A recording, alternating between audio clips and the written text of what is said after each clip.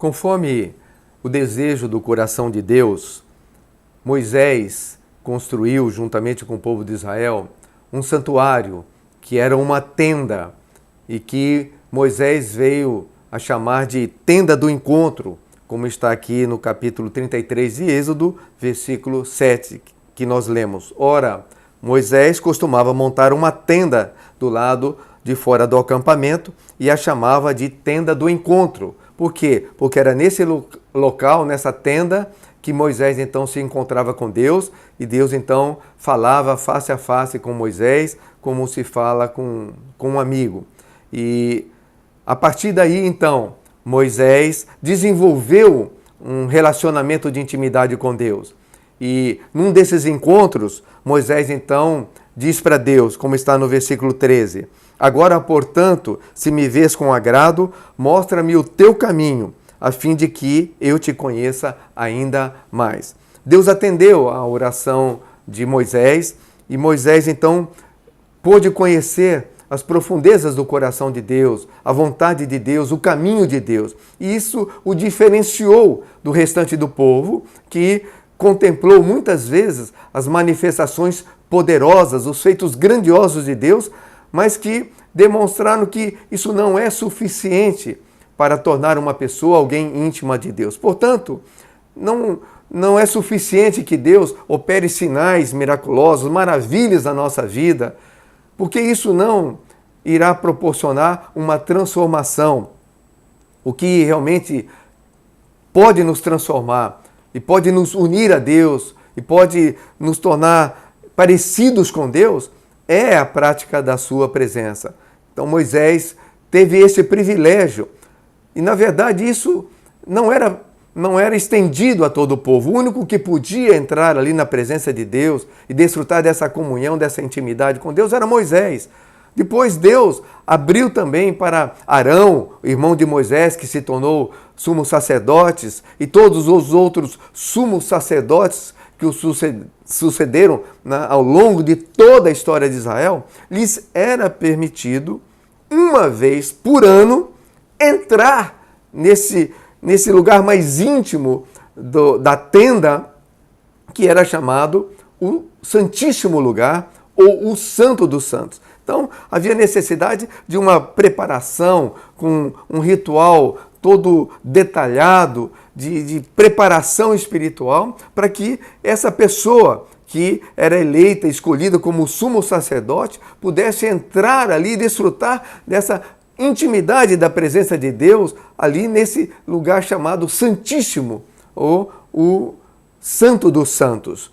Portanto, mesmo que Deus manifestasse o seu desejo de estar no meio do seu povo, e para isso foi construído o santuário que representava isso, Deus estava no meio do seu povo.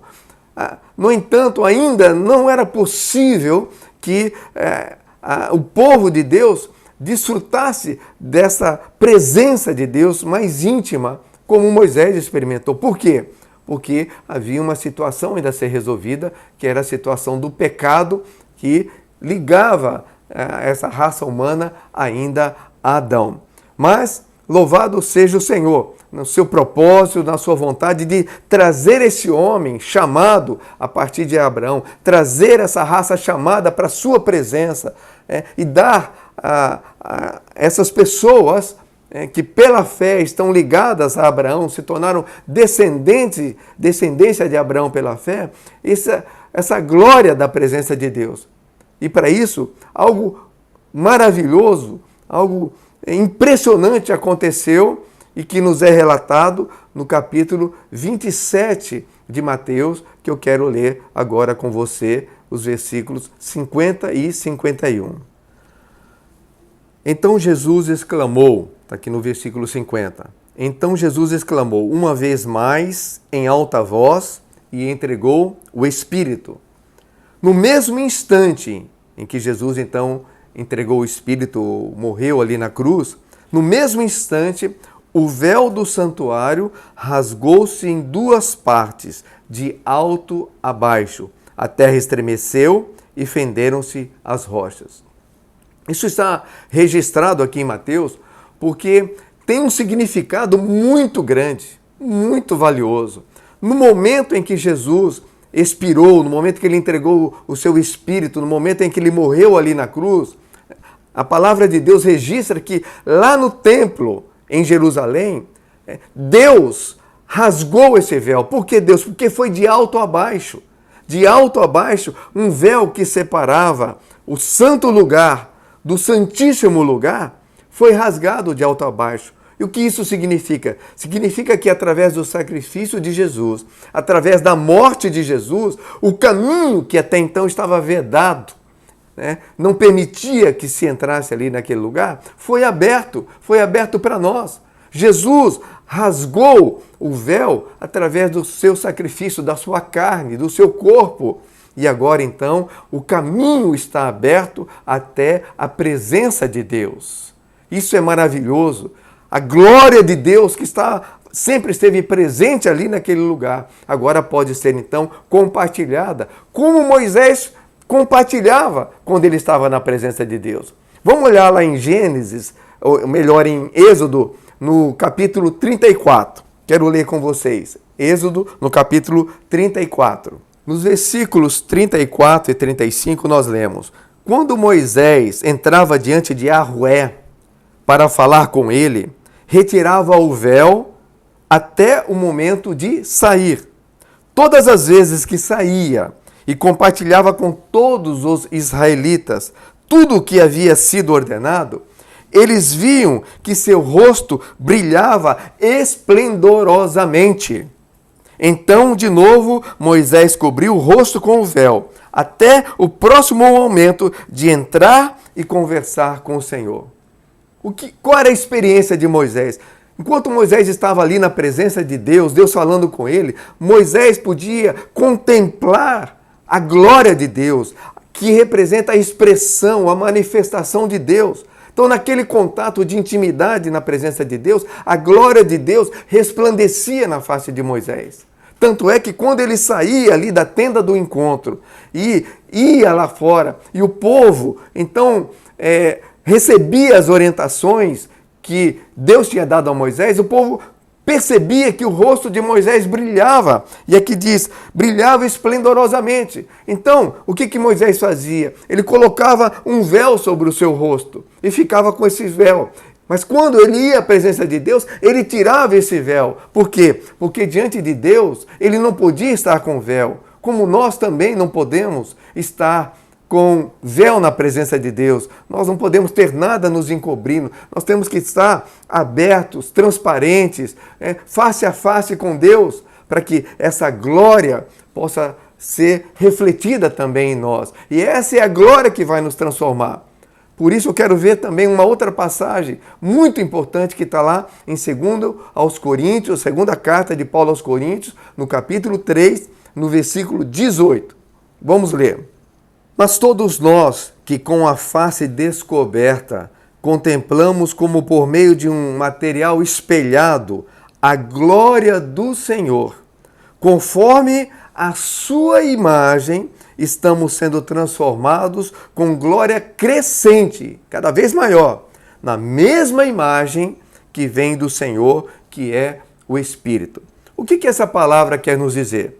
Quer nos dizer que a glória de Deus, ao ser refletida em nós, representa a glória da nossa transformação. Por que Moisés foi transformado? Por que Moisés alcançou essa condição de intimidade com Deus, de conhecer os caminhos de Deus, de conhecer o coração, a vontade de Deus? Porque ele praticava a presença de Deus. Então, quando Deus nos chama à prática da sua presença, nós podemos desfrutar, e esse é o desejo de Deus, que nós desfrutemos dessa glória, porque essa é a glória que vai nos transformar de glória em glória na mesma imagem que é o Senhor Jesus, porque nós somos criados por Deus segundo a sua imagem e semelhança, mas perdemos isso em Adão.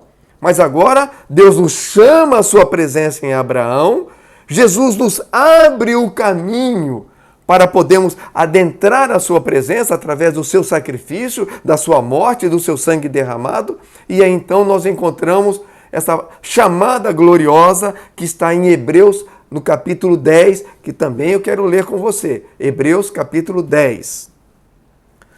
Aqui nos versos 19 e 20 nós lemos: sendo assim, irmãos, temos plena confiança, intrepidez, ousadia, para entrar no Santo dos Santos, no Santíssimo Lugar, mediante o sangue de Jesus, o sacrifício de Jesus, por um novo e vivo caminho que ele nos descortinou por intermédio do véu, isto é, do seu próprio corpo.